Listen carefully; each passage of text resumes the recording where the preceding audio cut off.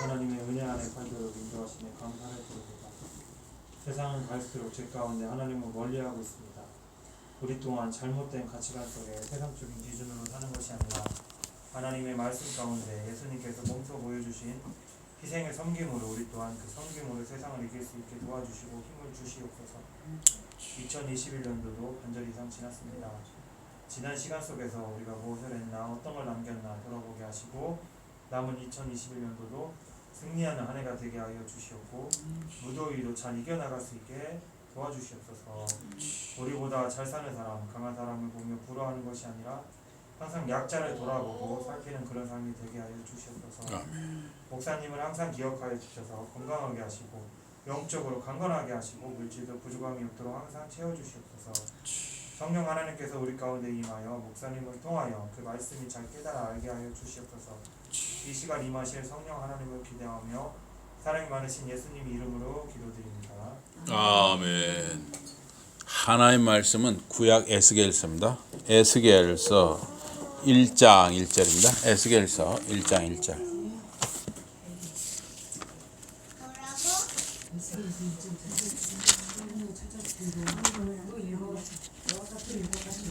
에스겔서 1장 1절. 예, 주어도 시켜야죠. 예, 에스겔서 1장 1절. 우리 주원이하고 주호가 한번 읽어보세요. 에스겔서 1장 1절. 에스겔서 1장 1절 주원이가 읽겠습니다.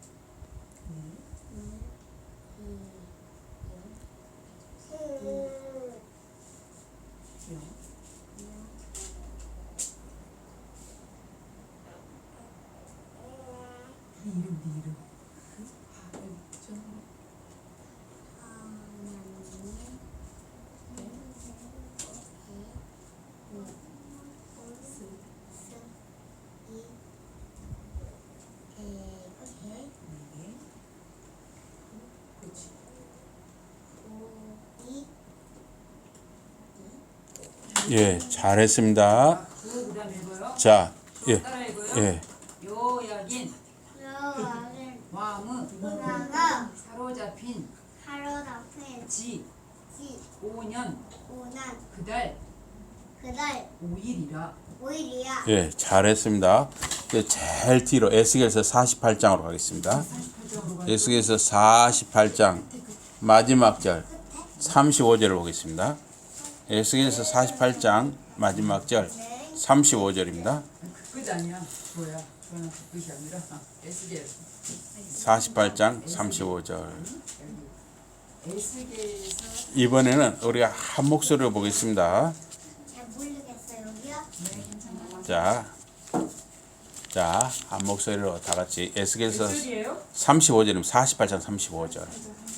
네. 다 같이 한 목소리로 보겠습니다. 다 같이 시작. 그 사방의 밖에는 18,000척이라. 그날 후로는 성읍의 이름을 여호와 삼마라 하리라. 여호와 삼마라 하리라. 예. 잘했습니다. 잘했어요. 오늘 말씀 제목은 주님이 거기 계신다입니다. 주님이 거기 계신다. 이 여호와 삼마라는 말이 주님이 거기 계신다 그 말입니다. 에스겔서의 결론은 여호와 삼마, 즉 주님이 거기 계신다입니다. 그 도시의 이름을 여호와 삼마라 하리라. 에스겔의 이 마지막 구절 48장 35절은 에스겔 선지서의 결론입니다. 하나님은 거기 계십니다. 하나님의 백성이 사는 곳에 하나님이 계십니다. 성경의 마지막 책 요한계시록 21장 3절에서 사도 요한은 보좌에서 큰 음성을 들었습니다.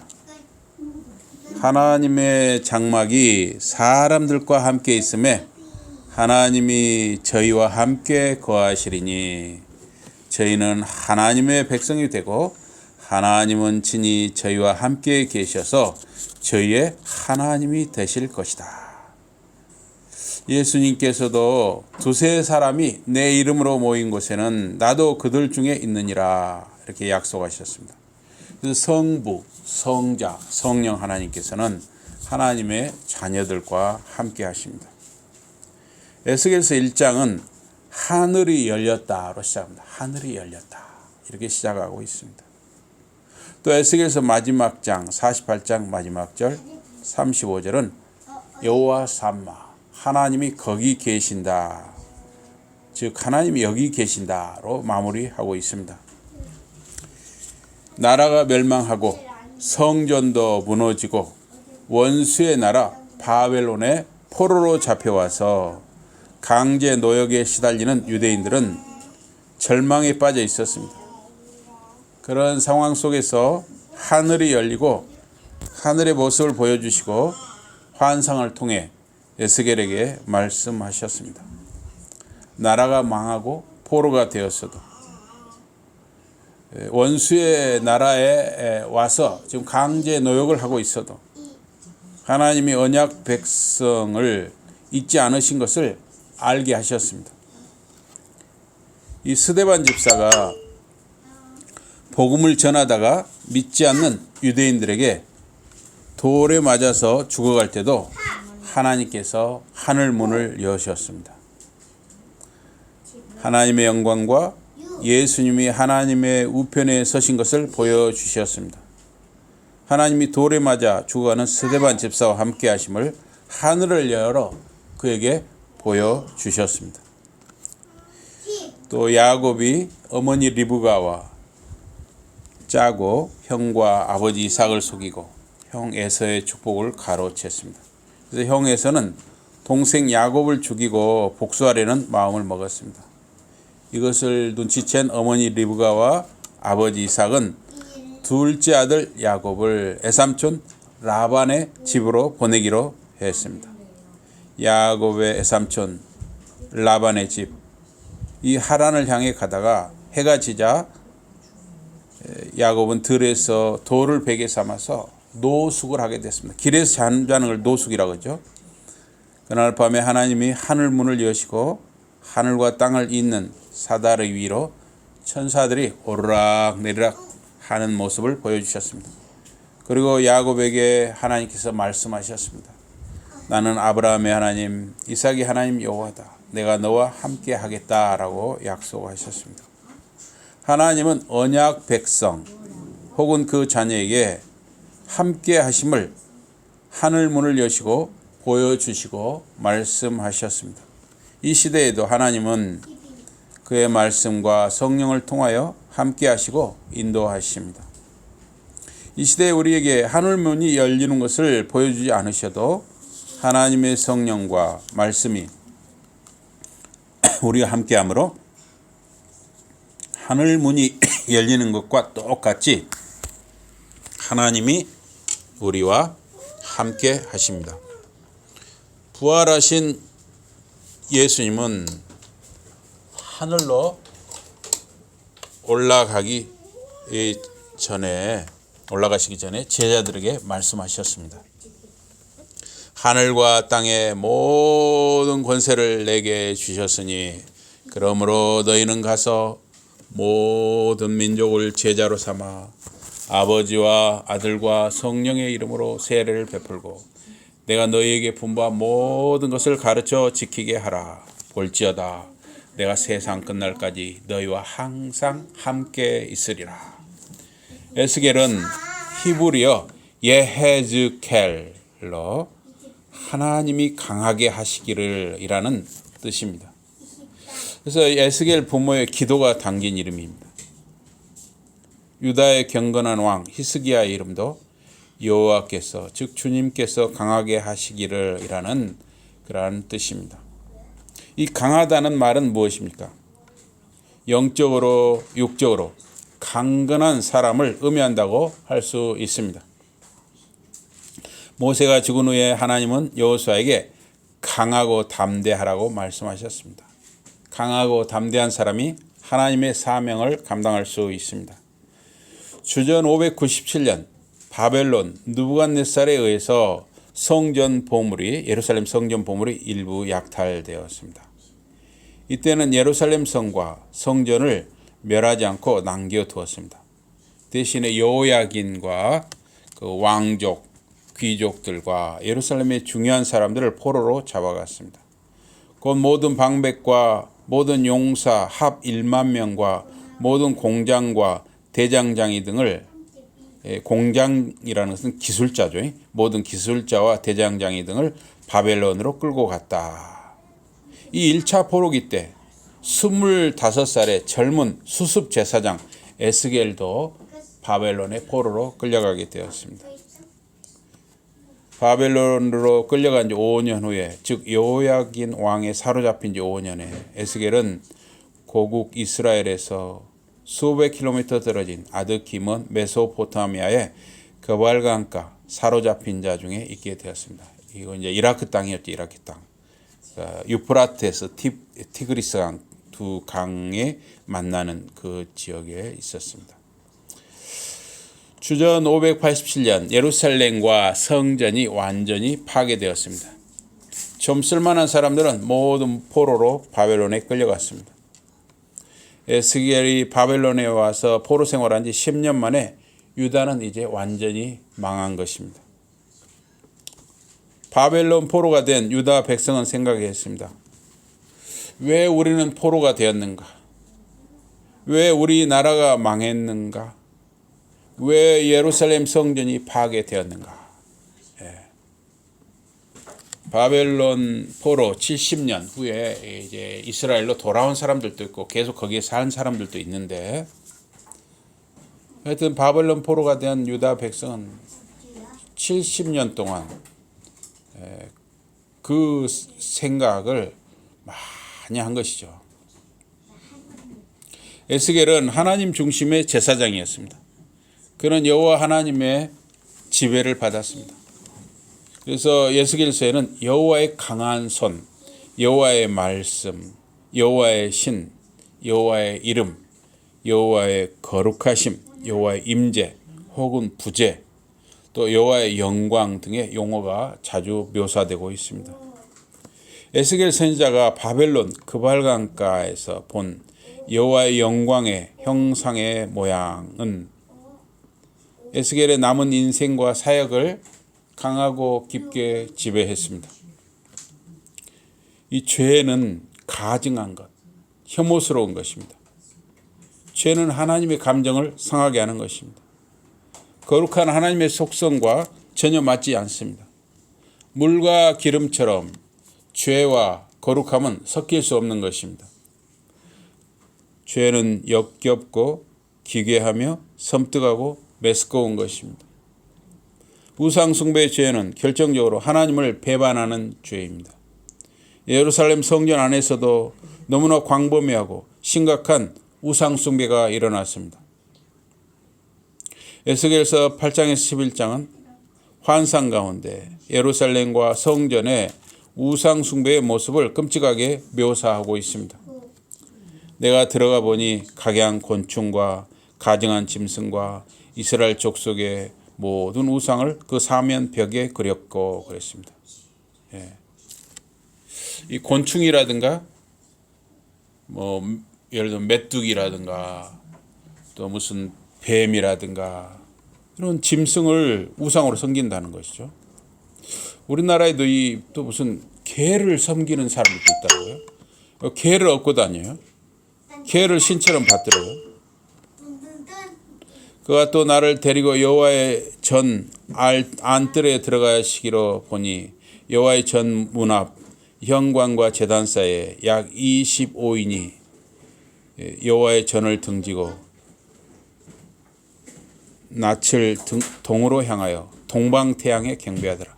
그래서 이 태양신을, 이 해를, 태양을 신으로 섬기는 사람들이 있었던 것이죠. 그래서 유다 백성은 이 피조물인 벌레라든가 이런 또 그 짐승 이런 걸 우상으로 섬기기도 하고 태양을 신으로 섬기기도 했습니다. 이런 일이 언제 일어났는가? 에스겔이 1차 포로가 된 주전 597년에서 587년 유다 멸망 시에 일어난 것일 수 있습니다. 혹은 주전 597년 이전부터 일어난 일이 1차 포로가 된 이후에 더욱 심각해진 것일 수도 있습니다. 그들의 우상 숭배의 죄가 너무나 끔찍해서 하나님 자신이 그 성전에 거하지 못하시고 떠나셔야 했습니다. 예루살렘 성전의 주인이 하나님이신데 예루살렘 성전의 주인이신 하나님을 예배하지 아니하고 피조물인 벌레라든가 짐승이라든가 하나님이 만드신 태양이라든가 이것을 신으로 섬기는 그 사람들로 인해서 주인이신 하나님이 예루살렘 성전을 떠날 수밖에 없으셨습니다. 하나님이 성전을 떠나시니 그의 영광이 떠났습니다. 하나님보다 더 사랑하고 더 우선시되고 더 높여지는 모든 것은 우상 숭배입니다. 고아, 과부, 나그네 등 사회적 약자의 권리가 짓밟히고 보호되지 못하는 것도 우상 숭배입니다. 누군가의 탐심과 이기심이 약자를 아프게 한다면 그것은 우상 숭배입니다.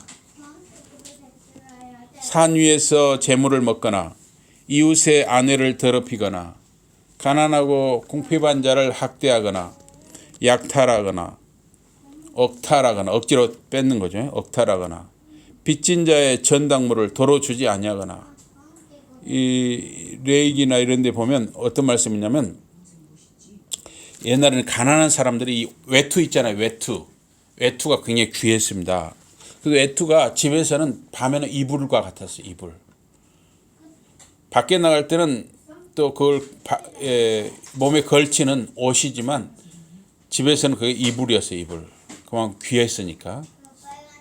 그래서 만약에 가난한 사람의 외투를 전당물로 잡고 뭘 바꿔 줬을 때는 해가 지기 전에 돌려주라 그랬어요.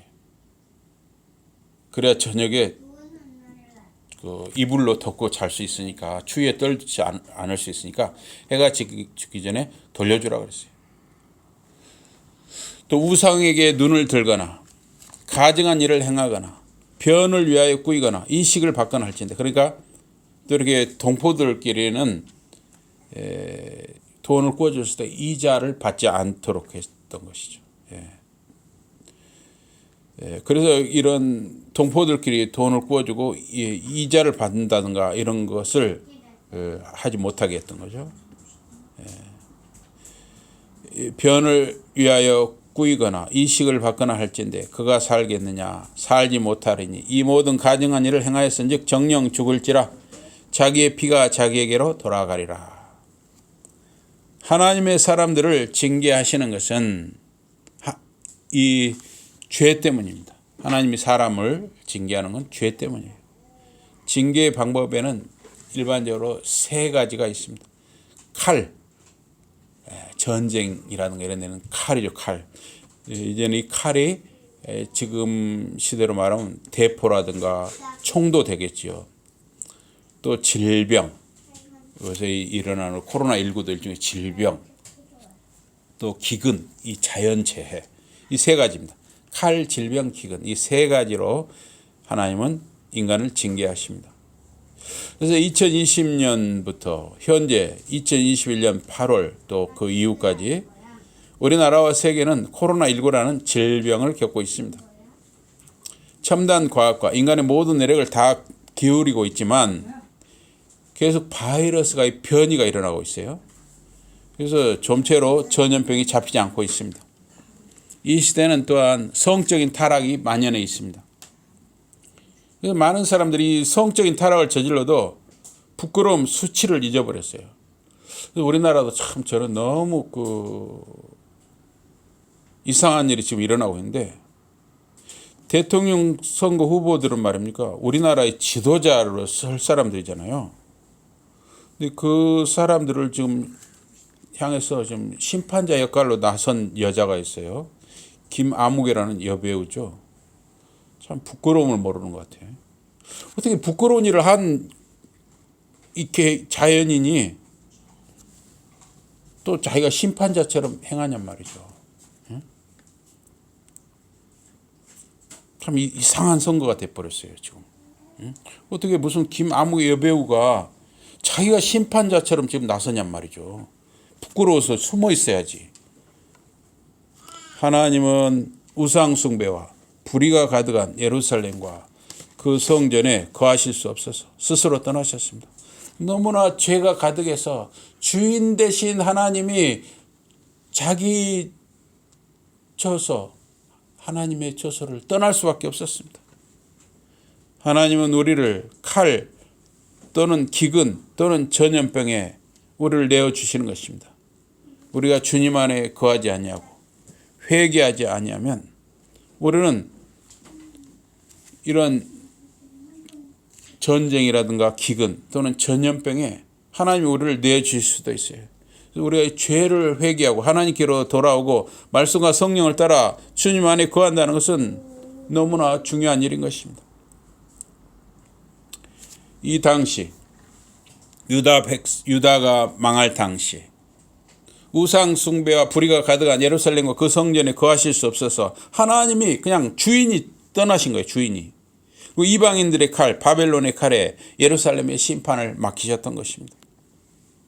에스겔이 30대의 젊은 나이에 그의 젊고 아름답고 신실하고 사랑스러운 아내를 하나님이 데려가셨어요. 30대 에스겔 선지자의 그 젊고 사랑스러운 아내를 하나님이 갑자기 데려가셨어요. 그녀는 제사장 가문의 시집으로 왔습니다. 그리고 남편 제사장 에스겔과 함께 바벨론의 포로로 끌려왔습니다. 남편 에스겔이 그발강가에서 하나님의 환상과 계시를 받은 후에 에스겔의 아내의 삶은 더욱 힘들어졌습니다. 가정을 돌보기보다 하나님의 말씀을 백성들에게 전해야 했기 때문이었습니다. 그러나 에스겔의 아내는 영적으로 기쁨이 있었습니다. 하나님이 특별히 그녀의 남편에게 하늘을 열어서 계시와 환상을 보여주셨기 때문입니다. 남편 에스겔은 하나님이 주시는 말씀을 전할 때 외에는 거의 벙어리로 지냈습니다. 아내에게도 거의 말을 하지 않는 벙어리 상태가 되었습니다. 하나님은 에스겔의 아내를 내 눈에 기뻐하는 것이라고 하셨습니다. 젊은 에스겔과 그의 아내는 서로를 깊이 사랑했습니다. 에스겔서 24장 16절에 보니까 인자야 내가 내 눈에 기뻐하는 것을 한번 쳐서 빼앗으리니, 여기 내 눈에 기뻐하는 것이 바로 그 에스겔 선지자의 사랑하는 젊은 아내죠. 한번 쳐서 빼앗으리니, 그냥 이유도 없이 뭐 병이 든 것도 아니고 건강이 나빠진 것도 아니고 갑자기 그냥 목숨을 빼앗아 버리는 거예요. 하나님께서. 너는 슬퍼하거나 울거나 눈물을 흘리거나 하지 말라 그랬어요. 어떻게 보면 참 잔인한 하나님이시죠. 그러나 더 큰 것을 말씀하시기 위해서 에스겔 가정을 희생시키신 것이죠. 어떻게 보면 참 슬픈 일이지만 에스겔은 그것을 감당할 수밖에 없었습니다. 하나님은 하룻밤 사이에 갑자기 에스겔의 사랑스러운 아내를, 젊은 아내를 쳐서 데려가셨습니다. 하룻밤 사이에 갑자기 아내가 죽었습니다. 병이 든 것도 아니고 건강이 나빠진 것도 아니고 갑자기 하나님이 쳐서 죽게 하셨어요. 정말 하나님께서 갑자기 데려가셨어요. 하룻밤 사이에 데려가셨어요. 하나님은 에스겔의 아내마저도 표징으로 쓰셨습니다. 표징. 하나님이 예루살렘과 그 성전을 멸망시키시려는 것을 사람들에게 납득시키기 위해서 에스겔의 아내를 갑자기 데려가셨습니다. 하나님은 에스겔에게 아내의 죽음에 슬픔을 표현하지 말라고 하셨습니다. 사람의 부위하는 음식을 아예 거들떠 보지도 말랐어요. 이 사람의 부위하는 음식이라는 것은 옛날에는 이렇게 지금은 이제 다 돈으로 이렇게 부주금을 내잖아요. 그런데 옛날에는 이렇게 결혼 잔치가 있다든가 또 이렇게 상을 당하면 동네에 서로 음식을 해가지고 품앗이를 해줬어요. 누구 집에서는 떡을 해와라. 누구 집에서는 뭐 돼지고기를 좀 삶아와라. 누구 집에서는 좀 나물을 반찬을 해와라. 누구 집은 김치를 가져와라. 이렇게 품앗이를 해서 음식 품앗이를 한 거예요. 품앗이. 이 이스라엘, 이 유다 나라도 마찬가지예요. 이 당시에는 음식 품앗이를 한 거예요. 그래서 에스겔 선지자의 아내가 에스겔 아내가 죽었다 하니까 사람들이 음식을 가져온 것이죠. 음식을 만들어서 가져왔어요. 그런데 하나님께서는 그 부위한 음식, 가족과 친구들이 그 장례 기간 동안에 가져온 그 음식도 거들떠 보지도 말라는 거예요. 에스겔 선지자에게는. 참 어떻게 보면 참 냉정하신 분이시죠. 하나님께서. 에스겔에게 그의 기뻐하는 것, 그의 아내가 죽는 것은 참으로 에스겔의 삶의 빛이 영원히 꺼지는 것과 같았습니다. 에스겔의 소망의 빛이 꺼지는 것과 같았습니다. 에스겔의 아내가 죽었다는 소식이 바벨론 포로 공동체 그 메소포타미아 강 그발강 그 지역에 지금 모여 있는 포로 공동체에 퍼져 나갔습니다. 가족과 친지들이 모여들었습니다. 다 나름대로 음식을 준비하고 모여들었어요. 그러나 에스겔은 평상시처럼 씻고 평상복을 입고 태연하게 뭔가 집안일을 하고 있는 거예요. 그냥 아무 일이 일어나지 않은 것처럼 에스겔이 평상시처럼 집안일을 하고 있어요. 그러니까 사람들이 더 충격을 받았어요. 평소에 에스겔과 그의 아내가 얼마나 서로 금슬이 좋고 서로 사랑했는지 알기 때문에 그 일가 친지들이 와서 너무 놀란 거예요. 아니 에스겔이 자기 아내가 죽었는데 이렇게 태어나고 평상시처럼 그렇게 지낼 수 있느냐 하고 다른 사람들이 다 깜짝 놀랐어요. 하나님은 에스겔에게서 그의 눈에 기뻐하는 것을 취해 가셨습니다. 이스라엘이 유다 백성이 가장 기뻐하는 것은 예루살렘과 그 성전입니다. 사실 에스겔 안에 그의 기뻐하는 것, 그 안에는 이스라엘 유다 백성의 기뻐하는 것, 예루살렘 성전을 상징하는 것이었습니다. 예루살렘 성전은 유다 백성의 기뻐하는 것이고 하나님의 성소 거룩한 곳입니다. 이제 예루살렘과 그 성전을 이방인 바벨론 느부갓네살의 손에 멸하시는 것을 상징으로 보이셨습니다.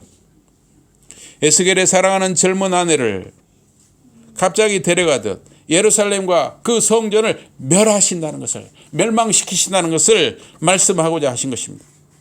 사람은 너무 슬프면 눈물이 나지 않는 것입니다. 에스겔의 아내를 데려가신 하나님은 자신의 사랑하는 아들을 십자가에 죽도록 내어주신 그 하나님이십니다. 하나님이 결코 잔인한 하나님이 아니에요. 하나님은 사랑과 자비의 하나님이십니다. 인간을 죄에서 건질 수 있다면 하나님은 자기의 사랑하는 아들을 십자가에 내어주신다는 것을 보여주셨습니다. 하나님은 에스겔에 기뻐하는 것, 그의 젊은 아내를 데려가셨습니다. 그러나 그 젊은 에스겔에게 슬퍼하지 말라, 전혀 슬픔을 나타내지 말라고 하셨습니다. 에스겔서의 중요한 것은 이스라엘과 열방 나라들에게서 여호와의 영광이 나타나고 하나님의 이름의 영예가 회복되고 하나님이 누구신가 하는 진리가 온 세계에 알려지는 것, 그것이 에스겔 선지자가 전하고자 하는 메시지인 것입니다. 예루살렘과 그 성전을 멸하심은 그것으로 끝이 아닙니다. 심판은 연단과 회개와 회복의 시작인 것입니다. 이스라엘 백성은 바벨론 포로 기간에 가장 깊은 영적 체험을 얻게 됐습니다. 사람 말입니다. 평안하고 뭔가 잘 풀리고 뭔가 잘 솔솔 되고 즐거운 일이 많을 때는 사람은 하나님께 깊이 가까이 가기 어려운 것입니다. 참 이상한 일이죠. 뭔가 인간에게는 뭔가 슬픔이 있고 근심이 있고 걱정이 있고 어려움이 있을 때에 하나님을 간절히 찾게 되는 것입니다. 바벨론 포로 기간, 그 70년 기간에 이스라엘 백성은 가장 깊은 영적 체험을 가졌던 것입니다. 우리나라도 이 6.25 때, 이런 때 하나님을 간절히 찾았죠. 우리나라가 보릿고개가 있고 못 먹고 못 살 때 오히려 하나님을 간절하게 찾았던 것입니다. 에스겔서 40장에서 48장에 마지막 회복의 환상들에서 영광이 궁극적으로 되돌아오는 것으로 회복됩니다. 이스라엘의 죄 때문에 하나님의 영광이 떠나갔는데 다시 이제 회복의 환상을 통해서 하나님의 영광이 되돌아오는 것으로 묘사하고 있습니다. 그 후에 그가 나를 데리고 문에 이르니 곧 동양한 문이라, 동쪽으로 향한 문이라.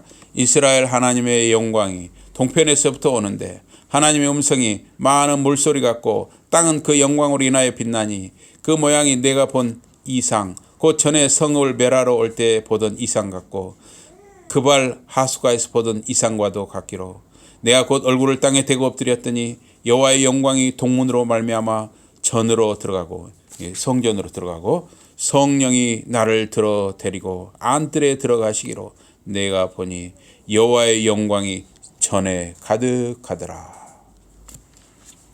에스겔서 48장은 에스겔의 마지막 대망입니다. 40장부터 이어진 에스겔의 회복의, 이스라엘의 회복에 관한 예언의 종결입니다. 이 성소, 성전, 또 경외 또는 경배, 또 영토 또는 땅으로 이어집니다. 하나님은 우상이 가득하고 죄가 가득하고 불의와 탐욕이 가득한 이스라엘에게서 땅을 빼앗아 버렸습니다.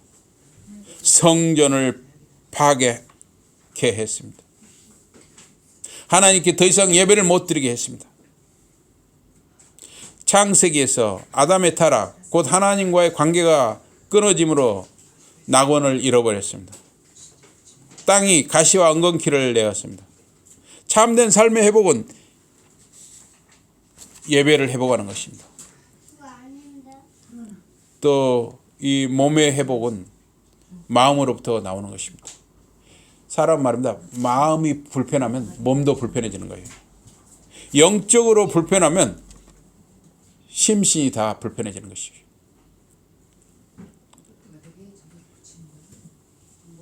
교회가 말입니다. 저희 가정도 이 교회가 분란이 일어나는 것을 한 두어 번 교회에서 겪었거든요. 근데 교회가 막 무슨 장로님파, 목사님파 이렇게 서로 싸우니까 교회가 싸우니까 굉장히 영적으로나 육적으로 완전히 힘들어져요. 직장 생활도 힘들어지고 가정 생활도 힘들어져요. 그래서 영적으로 이렇게 질서가 깨지면은 사람의 심신이 다 어지러워지는 것입니다. 마치 아버지의 품을 떠난 탕자가 사는 길이 아버지의 집으로 돌아오는 데 있듯이 하나님과의 무너진 관계가 제자를 찾아 복원되는 회개가 회복의 길인 것이에요. 회개. 우리는 끊임없이 우리를 돌아보면서 하나님 앞에 우리의 잘못된 것을 찾고 고백을 해야 되는 것이죠. 에스겔의 마지막 메시지는 여호와 삼마, 하나님께서 여기에 계신다입니다. 임마누엘, 하나님께서 우리와 함께 하신다입니다. 에스겔의 대망은 한마디로 주 예수와 동행하니 그 어디나 하늘나라라는 고백입니다. 찬송가도 있죠. 주 예수와 동행하니 그 어디나 하늘나라라는 고백입니다. 에스겔이 전하는 이 하나님의 나라 천국은 죽음 이후에 내세적 공간뿐만 아니라 오늘 여기 우리의 삶 속에서 지금 우리에게 주어진 삶 속에서 경험하는 하나님의 통치 다스림인 것입니다. 우리는 순간순간 이 주어진 삶의 현장에서 하나님의 다스림과 하나님의 지배를 받아야 하는 것입니다. 비록 바벨론 포로 생활 중이지만 하나님의 임재를 체험했습니다. 창세기의 요셉은 애굽 땅에서 하나님과 동행하는 삶을 경험했습니다. 출애굽기의 히브리 백성은 광야에서 성막 가운데 임재하시는 하나님을 목도했습니다. 신앙의 목적, 믿음의 대망은 하나님이 함께 하시는 것입니다. 에스겔은 하나님의 동행과 임재의 조건이 환경과 상황이 아니라 회개 또는 정화와 경외, 경배를 통해서 준행, 순종하는 것이라고 선포하고 있습니다. 우리나라와 세계의 모든 나라들이 코로나19 전염병, 홍수 등 질병과 또 자연재해와 또 경제적, 환경적 여러 어려움을 겪고 있습니다. 우리가 이렇게 주어진 이 어떤 어려운 환경이라든가 또 어려운 이 고난의 시대를 지날 때 우리가 아무것도 느끼지 못하고 아무것도 뭔가 근심하거나 사고하지 못하고 아무것도 깨닫지 못한다면 참 무서운 일이죠.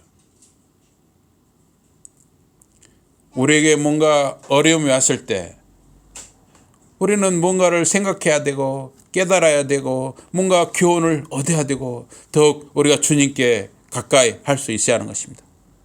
어려움이 왔을 때 그 고난을 통해서 하나님과 얼마나 가까워질 수 있는가 하는 것이 중요한 것입니다. 저와 여러분의 삶을 돌아보며 회개와 회복의 길로 나오는 저와 여러분이 되기를 주님의 이름으로 축복합니다. 아멘. 우리 기도하겠습니다. 하나님 아버지 고맙습니다. 거기 계시는 하나님, 여기 계시는 하나님, 하나님이 주어진 이 삶의 현장, 우리가 살고 숨쉬고 있는 지금 이 순간 함께 하시는 하나님을 사랑하는 성도님들이 항상 체험하며 살아가게 하여 주시옵소서. 예수 이름으로 감사 기도드리옵나이다. 아멘. 우리 찬송하시겠습니다. 찬송 397장입니다. 397장.